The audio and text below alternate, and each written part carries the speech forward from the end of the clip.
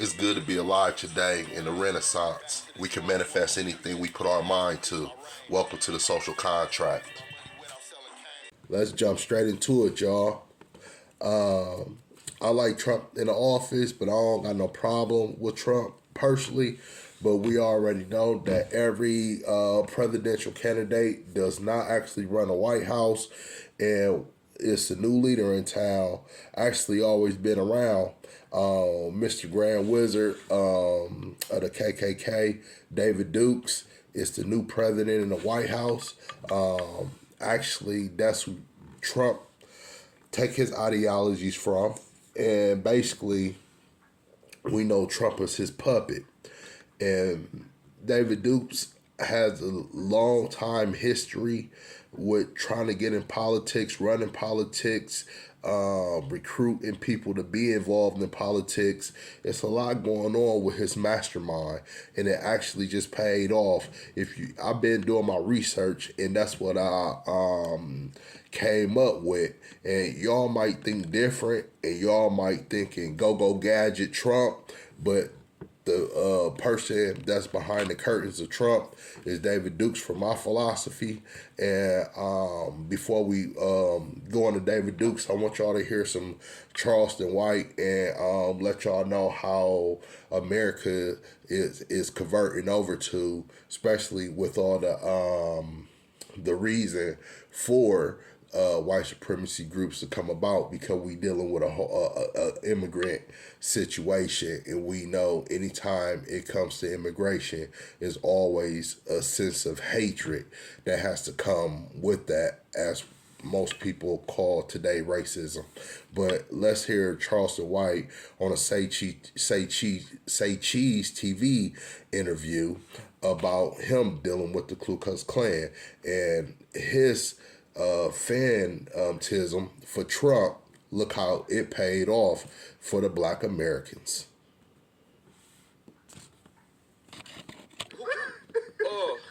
If you're a patriotic black person, a white person will be your best friend. If you're patriotic. If you're a patriotic black person, white people will be your best friend. You see that, nigga? Nigga, the Ku Klux Klan sent me that from Stone Mountain, Georgia. You think I'm bullshit? The Ku Klux Klan sent me that. Look at that address. See, from a person like me, when I contacted the Ku Klux Klan, they only wanted to have me talk to low-level individuals, whatever the case may be, because they feel like I have to work my way up the ranks to deal with them, which is even the Grand Wizard ain't on my level. So why would I talk to a peon and, as they call it, a goon? Why will I talk to a goon for? And most of y'all black people run around here calling y'all self goons, which that's a lower member of the KKK if y'all do y'all knowledge. But let's continue.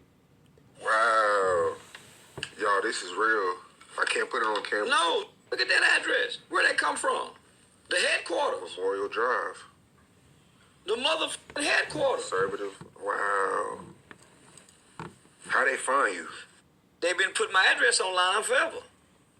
They sent that to the main house. Ain't that some shit? They sent that to the main house. So that's how the Ku Klux Klan, they recruiting. They recruiting people that already think from a white supremacist perspective, which I don't believe in white supremacists. You know, that's one thing me and Jesse Lee Peterson have in common, because I don't believe in white supremacy, because I don't believe no person is over me, is superior to me whatsoever. So from my perspective, I believe in hatred, and hatred could come on different levels like love do, you know. But as far as a person being superior over me, man, they better go kick rocks. I'll never believe that in my life. So when people downgrade other people because they don't want to take accountability in their own lives, because we're in a renaissance. We're in an age now where we could use persuasion, manipulation, and a lot of other things. Media, we have the power to do what we want to do. And we have to hurry up and use that influence, because it's about to get to a point in time where you'll be hung in public for your testimonies that or your false teachings of others. So that's the time we going to. But let's get into y'all boy, Mr. David Duke, so y'all can understand my perspective. And this was 8 years ago. Last night, a mob scene in New Orleans after the former KKK leader and current U.S. Senate candidate squeaked into a debate on a black college campus. David Duke is one of Donald Trump's biggest and least welcome fans in Louisiana. Duke is barely getting 5% in the polls, but it was enough to get him on a debate stage and voice his admiration for Donald Trump. I will be Donald Trump's most loyal advocate to make sure his nominees go to the Supreme Court. Mark Potok with the Southern Poverty Law Center says racist groups of the past have gotten new life, like it or not, from Trump. I think from the point of view of the radical right, Donald Trump has been playing a careful little game of footsie with them since the very beginning of the campaign. Why wouldn't he?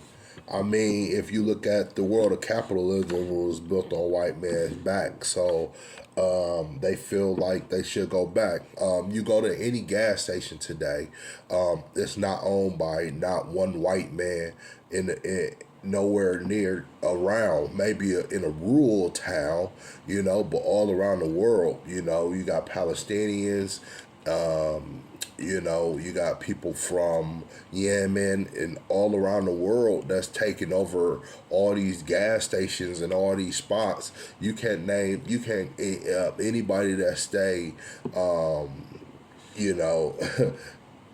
mean, even in the suburbs, anywhere, go and see who owns the gas stations, and compared to when you was a child, when you used to walk in the gas station and it was owned by white men in particular. Now, when you look at farming, most of the farmland is owned by foreigners. They're not owned by white men or whatever the case may be. So white men feel like it's a war against them. As far as in our eyes, that's white supremacy when it comes to an uprise, because they're already dealing with a negative birth rate. It's going to get to the point where if we keep continuously going the route that we going, that the black people are not going to be able to use the civil rights laws, because they're no longer going to be a minority. Those laws and rules going to be set up for white people only and not black people. Board of Education, the whole nine. I mean, so Brown versus the Board of Education. I mean, all those things are not going to be for black people anymore. Those are going to be only going to be for white people, because they're going to become a minority.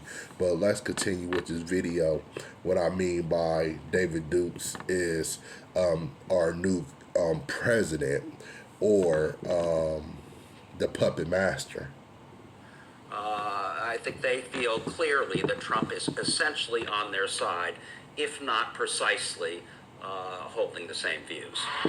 It's been an ongoing problem for Trump, stumbling over questions on how to handle support from known racists. Well, just so you understand, I don't know anything about David Duke, okay? I don't know anything about what you're even talking about with white supremacy or white supremacists. So I don't know. I mean, I don't know, did he endorse me or what's going on? Because, I know nothing about David Duke. I know nothing about white supremacists.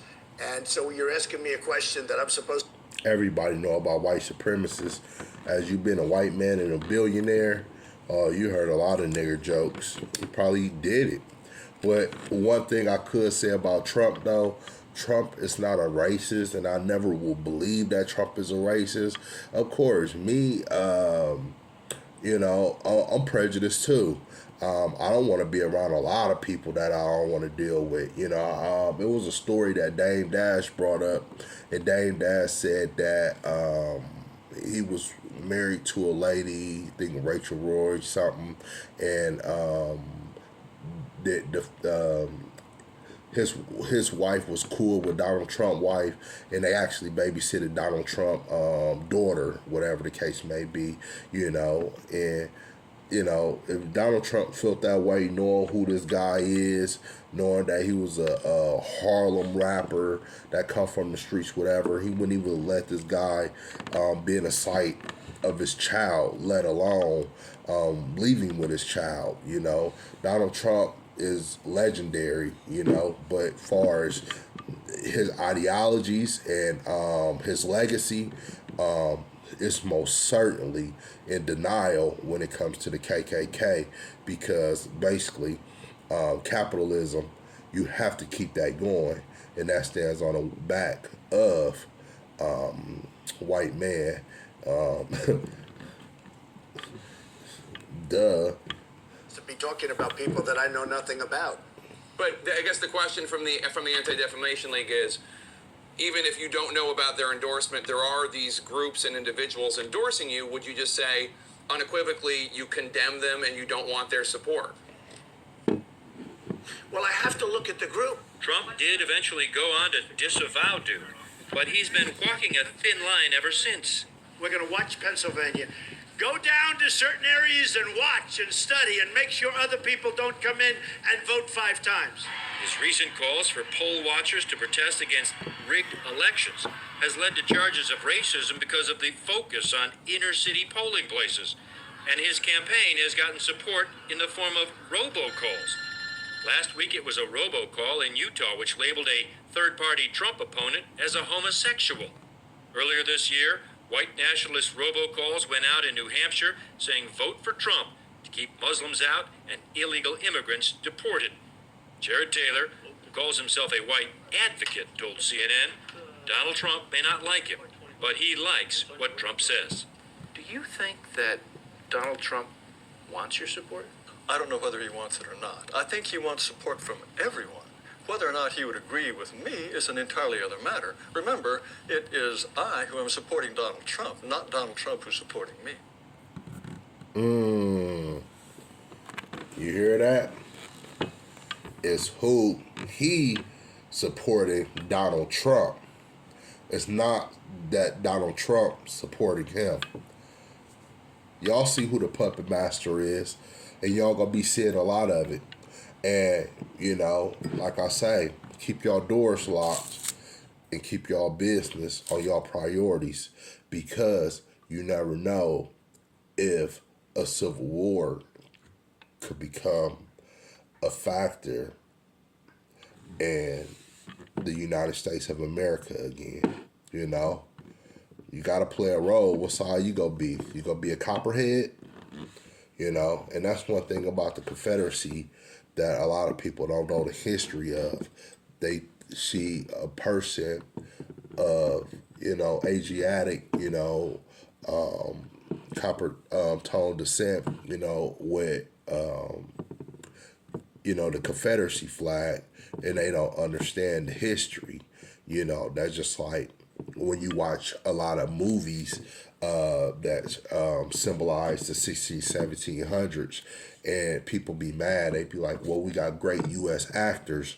Why are they bringing over these British speaking people? Because to be honest with you, anybody that was of a red coat, those was the people that was going into slave. It wasn't the people of the blue coat. Those was free, nationalist, independent people. But at a point in time, everybody just got thrown in the boiling pot, just like nowadays. It's no separation of white people. Everybody, you know, getting thrown in the boiling pot. Now it's all about status and not color, you know. And it's one thing that people don't understand. And when you was a red coat, that's when you went into slavery. See this? This was a child book. I picked it up though, you know. Now this what it was about. You was on his side, United States, you went into slavery. You was on this side, you got to own these people. And most of those people on this side, they was this color. No different than the Copperheads. That's what was with the Confederacy. So when it come to history, I think y'all need to be aware of the repeated cycles that happens. And y'all need to know who's the puppet master. And y'all go get acquainted to David Dukes a little more. He's becoming an age where he's setting the landmark. You know, he's creating the legacy that was promised to him. And at this point in time, they giving David Dukes a shot to run America as the puppet master. Peace and prosperity. Y'all tuned in to The Social Contract.